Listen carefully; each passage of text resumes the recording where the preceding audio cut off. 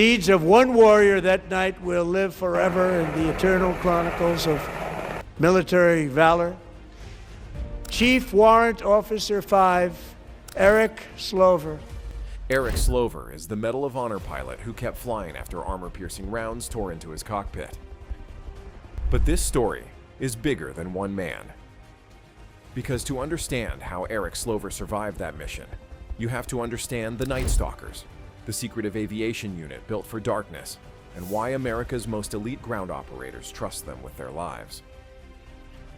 On January 3rd, 2026, during Operation Absolute Resolve in Caracas, Venezuela, Slover was flying the lead MH-47 on a high-risk infiltration through hostile air defenses, bad weather, and difficult terrain.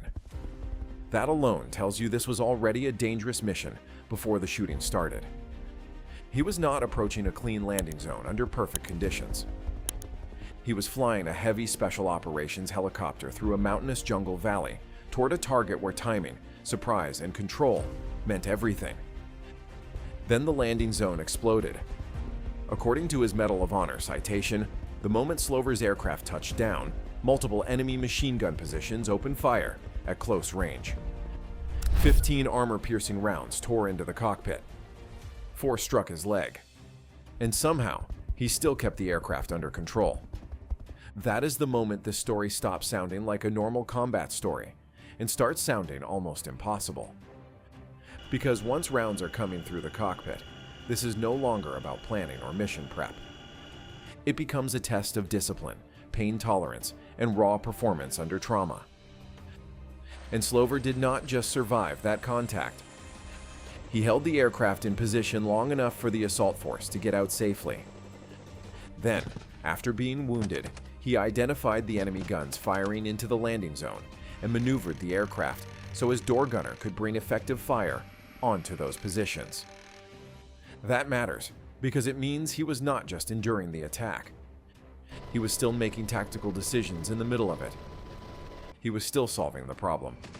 That is why this story hits so hard. Not because it sounds dramatic, but because the pressure is so easy to understand. A wounded pilot, a cockpit under direct fire, other men depending on him. And in that moment, he did the one thing the mission needed most. He performs. He did not lose the aircraft. He did not panic. He did not turn the landing zone into a disaster. He stayed in the fight long enough for the mission to continue. And once you understand that, the next question comes naturally. What kind of unit produces a pilot like that? For the gear enthusiasts, it helps to understand what Slover was flying that night. He was in an MH-47 Special Operations Chinook, the Night Stalkers long-range heavy-lift helicopter. This is not a fragile scout aircraft. It is a large Special Operations workhorse built to haul people, equipment, and firepower deep into dangerous airspace. In broad terms, the Chinook family is fast for a helicopter, can carry a large assault force, and can lift serious weight. The Special Operations version pushes that even further with extended range and air-to-air refueling capability, which is a huge reason the Night Stalkers rely on it for deep missions. It can fly farther than most people expect, stay in the fight longer, and support missions that would be far more difficult for conventional units to reach. It is also not just a transport. On assault missions, it is part flying truck, part gun platform, and part lifeline. There is the cockpit crew, the supporting crew, the door gunner coverage, and the constant problem of getting a force in and out under pressure. So when Slover's aircraft started taking armor-piercing rounds in the cockpit, this was not some helpless aircraft drifting into danger. It was a purpose-built Special Operations platform. And even then, all that engineering still depended on the man flying it. And that brings us to the Night Stalkers. Officially, they are the 161st Special Operations Aviation Regiment. Across the military, they are known simply as the Night Stalkers. They are the aviation unit built to fly the missions most others are not designed to touch. Low-level routes, night insertions, harsh terrain, tiny landing zones, bad weather, split-second timing, minimal margin for error, That is their world. These are not ordinary aviation crews doing an extraordinary mission once in a while. This is a culture built around the assumption that the hard version of the mission is the normal version. And that is why Eric Slover's story matters beyond one medal. Because he did not come out of nowhere. He came out of a unit that trains for darkness, confusion, rough terrain, violent insertions, and the possibility that everything will go wrong at once. The public usually focuses on the assault force on the ground, the men kicking in the door, the final seconds of violence. But those moments only happen because someone solved the impossible problems before the breach. Someone had to plan the route. Someone had to navigate the terrain and weather. Someone had to get the force there on time, in the dark, without ruining surprise. And on missions like these, the Night Stalkers are often the people carrying that burden. Which raises an even bigger question. Why does a unit like this exist at all? The answer is failure. The origin of the Night Stalkers goes back to one of the most painful lessons in modern American military history, Operation Eagle Claw. In 1980, the United States launched a mission to rescue American hostages being held in Iran. The operation collapsed under the weight of weather, mechanical problems, complexity, and coordination failures. During the withdrawal at Desert One, a helicopter collided with a transport aircraft, killing 8 American servicemen. And one of the clearest lessons was this.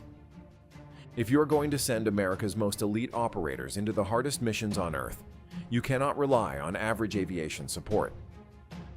You need a dedicated force that lives and breathes the problem of getting special operations troops in and out under the worst possible conditions. That is how the Night Stalkers were born. The unit began as Task Force 160, drawn from the 101st Airborne Division, and went on to pioneer the Army's nighttime flying techniques. That is how it earned the name Night Stalkers. And that is one of the most important ideas in this whole story. The Night Stalkers were not born from convenience. They were born from operational failure and the realization that elite ground units mean very little if they cannot reach the target alive. The best assaulters in the world are still stranded if nobody can deliver them onto the objective under real-world conditions. The 161st was built to close that gap. So when you hear the name Night Stalkers, do not just think of cool helicopters and secretive missions. Think of a hard-earned American answer to a very specific problem. How do you get elite operators to the most dangerous places in the world, at night, under pressure, on time, and still bring them home? That is the DNA of the unit. And once that unit existed, it naturally became tied to the most demanding missions in the American arsenal. Which brings us to Delta Force. This part has to be handled carefully, because Delta Force is famously secretive, and people online often talk about it with much more certainty than the public record allows. But the clean version is simple. The Night Stalkers exist to support America's Special Operations Forces from the air. And in missions like Operation Absolute Resolve, that relationship becomes very clear. Delta may be the unit people imagine hitting the target, but the Night Stalkers are often the unit that gets them to that target. They are the bridge between planning and violence. The element responsible for route, timing, approach, insertion, repositioning, and extraction. The people who have to make impossible geometry look routine. The people who may have to keep flying into danger so the assault force has a chance to do its job and come back alive. That is why the partnership is so effective. One element is built to dominate the target. The other is built to make sure that element actually reaches the target under conditions where most conventional forces would never even launch. And once you see it that way, Slover's story gets even sharper. He was not just flying near history. He was helping create the conditions that made the mission possible. If he loses control of the aircraft, the assault force is compromised. If he aborts too early, the objective may not be reached. If he cannot hold steady under fire, men on the ground may die before they even begin their part of the mission. That is what makes his actions so consequential. During the most violent seconds of the operation, he was not supporting the mission from a distance. He was one of the central reasons the mission stayed alive. And there is another reason the story lands so well. It did not end with a clean hero walking away untouched. It ended with a cost. When Eric Slover was publicly recognized during the State of the Union, he appeared in full dress uniform using a walker as he continued recovering from the wounds he suffered during the raid. That image matters because it cuts through the myth. It reminds you that this kind of courage is physical. It hurts. It leaves damage behind. And that detail makes the whole story feel more real, because it tells you this was not some sterile special operations success where American forces moved like ghosts and vanished without consequence. The mission succeeded, but it came at a price. Slover's aircraft was hit hard at the landing zone. Multiple Americans were wounded, and the operation was held together by preparation, speed, violence, and sheer human grit under fire. That is why his Medal of Honor resonates even beyond military audiences. Even people who do not know the difference between a Chinook and a Black Hawk can understand what this moment means. A man is badly wounded. Other lives depend on him. The situation is deteriorating. And instead of collapsing or thinking only about his own survival, he does the thing the mission needs most. He performs. That is the universal core of the story. Not just bravery as a slogan, not patriotism as a catchphrase. Performance under agony. Duty under pressure. Competence when chaos is trying to take over. That is what separates Eric Slover from thousands of names the public will never know. So what is the real takeaway here? It is not just that Eric Slover is a hero, even though he clearly is. It is that his story reveals how modern special operations actually work. Not as a collection of lone wolves, not as a movie fantasy, but as a chain of trust.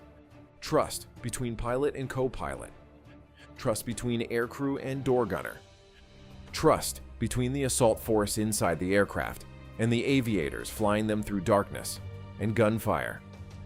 Trust that when the mission gets ugly, every person in that chain will still do the job. Eric Slover did not just receive a medal for being brave. He became one of the clearest public examples of what the Night Stalkers are built to do. Fly into the worst places. Hold steady when everything is breaking apart. Get the force in. Help keep them alive. Finish the mission anyway. And when you put that against the origin story of the 161st, it becomes even more powerful. A unit born from one of America's most painful special operations failures is now producing pilots capable of holding a mission together under direct fire in exactly the kind of environment that once exposed fatal weaknesses. That is not just a military story. That is institutional evolution written in blood, training, and discipline. Eric Slover is the Medal of Honor pilot who kept flying after rounds ripped through his cockpit.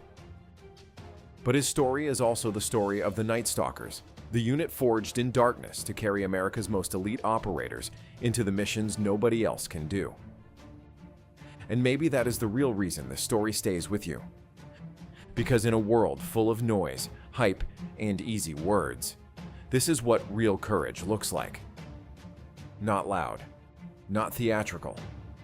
Just a wounded pilot doing the hardest job in the world exactly when the mission needed him most. If you enjoyed this video, hit like, subscribe, and let me know in the comments what you want next.